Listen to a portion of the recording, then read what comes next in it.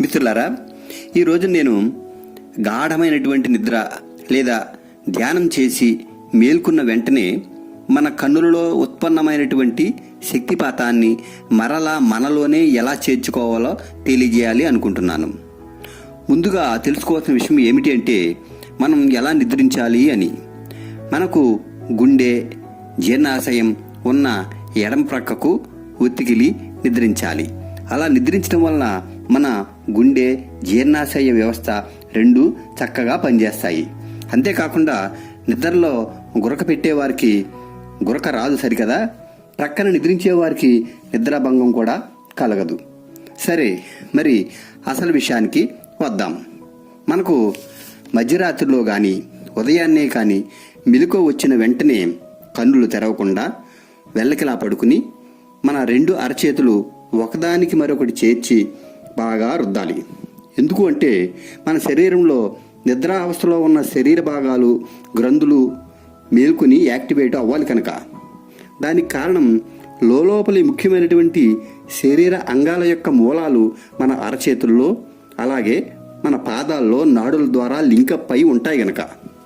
దానికి గాను మనం మన అరచేతుల్ని బాగా రుద్ది వాటిని నిద్రావస్థలో ఉన్న కన్నులపై నుండి ముఖంపై సుతారంగా రుద్ది మన రెండు అరచేతులు ముఖానికి ఎదురుగా తెరిచిన పుస్తకంలా ఉంచుకుని కన్నులు మెల్లిగా తెరిచి ముందు చేతివేళ్ల చివర్లను, తర్వాత అరచేతుల్లో మధ్య భాగాన్ని, చివరిగా అరచేతుల మొదటి భాగాల్లో దృష్టిని సారించాలి. అలా 3 సార్లు చేయాలి. అలా 3 కోణాలలో దృష్టిని సారించడం వలన కంటికి వ్యాయామం అవ్వడమే కాకుండా కన్నులు మూసి ఉంచడం వలన ఉత్పన్నమైనటువంటి శక్తిపాతం మరలా మన అరచేతుల్లోని నాడుల ద్వారా మరలా మనలోనికే చేర్చబడుతుంది. అందుకే మన పూర్వీకులు కరాగ్రే వస్తే లక్ష్మి, కరమధ్యే సరస్వతి, కరమూలే తిథా గౌరి అని అలా చూడమన్నారు. ఉదాహరణకు మన నాగార్జున సాగర్ డ్యాం లోపల అండర్ గ్రౌండ్లో జపాన్ వారి హిటాచీ కంపెనీచే తయారు చేయబడినటువంటి రివర్స్ టర్బైన్ సిస్టమ్ లాగా. ఎలాగంటే, అక్కడ నీటి ప్రవాహ వేగం వలన విద్యుత్ శక్తి తయారు కాబడి మరలా అదే నీరు రివర్స్ టర్బైన్ ద్వారా వెనుకకు వెళ్ళి మరలా విద్యుత్తు తయారు కాబడినట్లు అన్నమాట. అసలు కన్నులలో ఇంత శక్తి ఎలా పుడుతుంది అంటే, ద్వాపర యుగంలో ఒకసారి శ్రీకృష్ణుల వారు ఏ ఆయుధంతోనూ ఒక రాక్షసుని సంహరింపలేని సమయంలో ఆ రాక్షసుని పరిగెత్తించి ఒక గుహలోనికి తీసుకువెళ్తారు.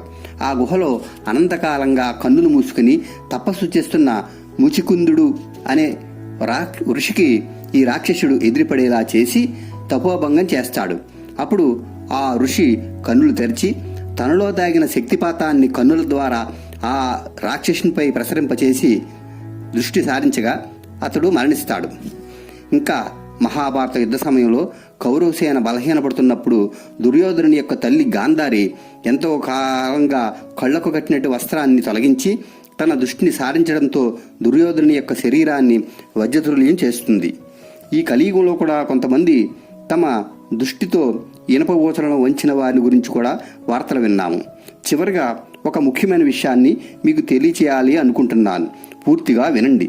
చాలామంది నిద్రాభంగం అవుతుంది అని సగం కన్నులు తెరిచి వాష్రూమ్కి వెళ్ళబోయి మెదడు నుంచి సరైన సంకేతాలు అందక గోడకు గుద్దుకొని లేదా జారిపడి తలకు బలమైన గాయాలు అవ్వడం, మరణించడం కూడా తెలుసు.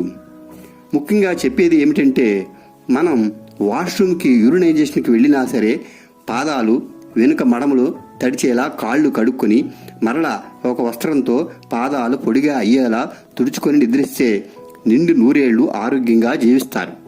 బద్దకించి తడికాలతో నిద్రిస్తే ఒక్కోసారి నిద్రలోనే ప్రాణాలు పోతాయి కనుక. దీని గురించే మన పూర్వీకులు చెప్పిన మంచి మాట ఒకటి ఉంది. ఏమిటంటే, కాళ్ళు తడి ఆరిన తర్వాతే నిద్రించాలి, కాళ్ళు తడి ఆరకముందే భుజించాలి అని. ఎందుకు అంటే, మన శరీర అంగాల మూలాలు మన పాదాల్లో వ్యాపించి ఉన్నాయి కనుక. అందరూ అర్థం చేసుకుని తప్పక పాటిస్తారని ఆశిస్తున్నాను. ఆయుష్మాన్ భవ.